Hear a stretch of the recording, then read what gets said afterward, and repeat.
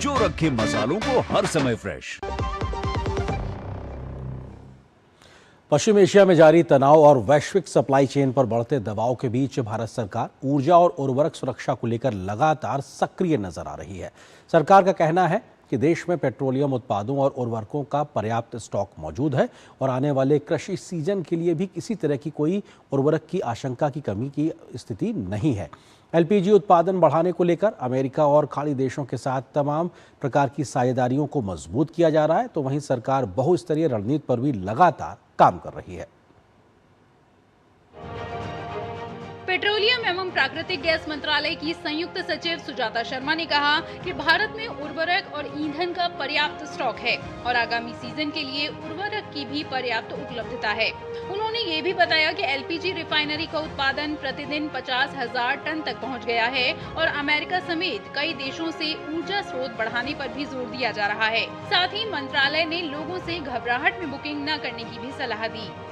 Waste Asia crisis के चलते हमारे इंपोर्ट्स तो अफेक्टेड हैं, जैसे कि 40% of our crude import, 90% of our LPG import and almost 65% of our natural gas import. But all efforts have been made to ensure the smooth supplies of petroleum products within the country.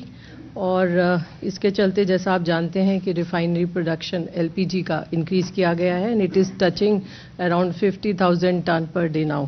Retail outlets पर कुछ states के अंदर panic buying देखी जा रही है, जैसे कुछ डिस्ट्रिक्ट्स ऑफ गुजरात, महाराष्ट्र और UP.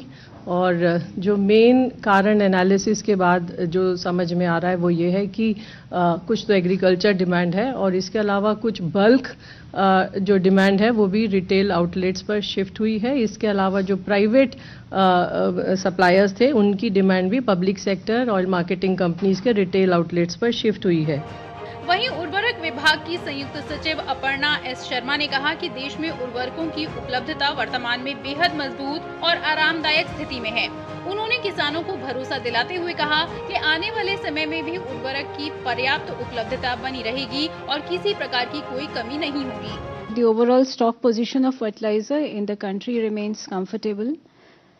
Against the assessment of 390.54 lakh metric ton for this year, the stock as on date is 200.12 LMT, that is more than 51% and significantly higher than the usual level of 33%. Besides, the domestic production and import of fertilizer after the crisis has been substantial. Total domestic production has been about 95 lakh metric ton and about 22.60 lakh metric tons of imports have reached our shores. विदेश मंत्रालय के प्रवक्ता रणधीर जायसवाल ने प्रधानमंत्री नरेंद्र मोदी की 15 मई को UAE यात्रा को लेकर जानकारी दी. उन्होंने बताया कि यात्रा के दौरान कई महत्वपूर्ण समझौतों पर हस्ताक्षर किए गए, जिससे विशेष रूप से एलपीजी आपूर्ति के मामले में भारत की ऊर्जा सुरक्षा को मजबूती मिली और रणनीतिक पेट्रोलियम भंडार मजबूत हुए.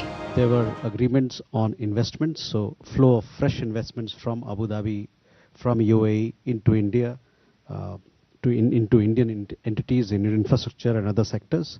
In addition, we also signed a framework for the defense strategic partnership, which is again given a boost to our defense partnership with UAE. In addition to that, our missions in the region, they continue to be in touch with Indian diaspora for their welfare and for their well-being. We are also extending all possible help to our seafaring community, which is in large numbers in the Gulf region. पूरा विश्व इस समय पश्चिम Asia संकट से प्रभावित है. ऐसे में केंद्र सरकार लगातार ईंधन और उर्वरक की आपूर्ति सुनिश्चित करने में जुटी है और समय-समय पर जनता को सरकार के कदमों की जानकारी भी दी जा रही है. Bureau report, DD news. Hormuz संकट और पश्चिम एशिया में जारी युद्ध का